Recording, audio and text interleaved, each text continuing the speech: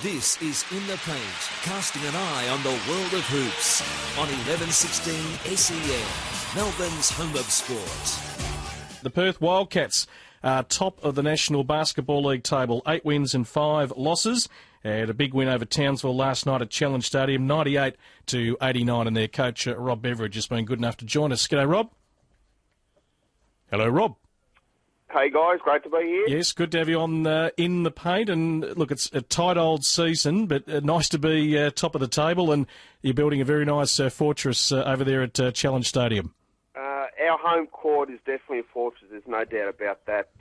We're 6 from 7 here at home, and I guess that is why we're on top. I mean, we haven't been doing very well on the road. I think we're 1 and 4 on the road, and we would have, could have, should have won against Gold Coast a couple of weeks ago, but just couldn't get it done. So I think we have to get a lot better on the road if we're going to be a legit playoff team.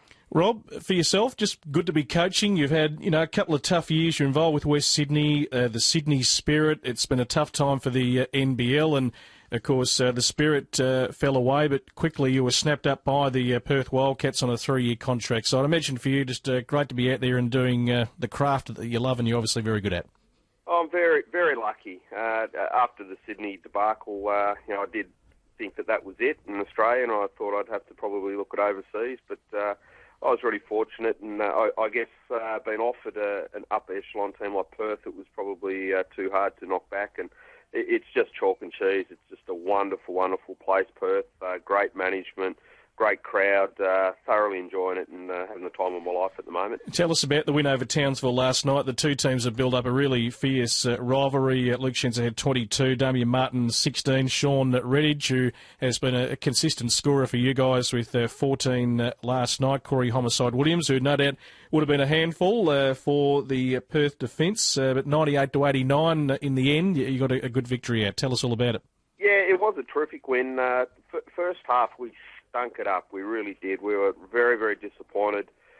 We spoke about going back to what was working well for us, playing up tempo, just shooting the ball without any hesitation, and we were tight again. We came out and we turned the ball over 9 times in the first quarter. Very, very tentative, and we were lucky to only be down by 6 at the half-time.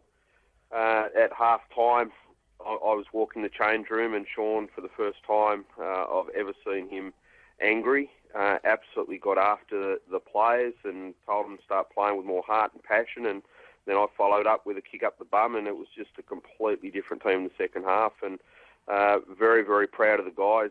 We got back to where we were at and shot the ball well and tenacious defensively, and hopefully we can continue and start winning on the road now. Yeah, you've got a big road trip. We're coming right up to the news here, but just a quick word on New Zealand and then Wollongong in the next week. A couple of massive games for you guys.